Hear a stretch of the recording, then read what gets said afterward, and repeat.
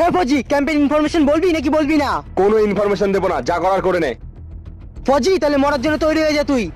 আর হ্যাঁ, শেষবারের মতো পরিবারের কথা ভেবে নে।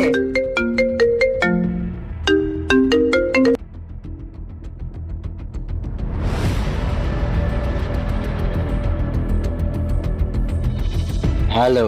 ভাইজান, ফজি তো কিছুই বলছে না, তাহলে কি করবো ওর? একটা কাজ কর, মেরে দে ওকে। আরে এই ফজি কোথায় চলে গেল? ফজি তোর পেছনে। ফজি! আহ!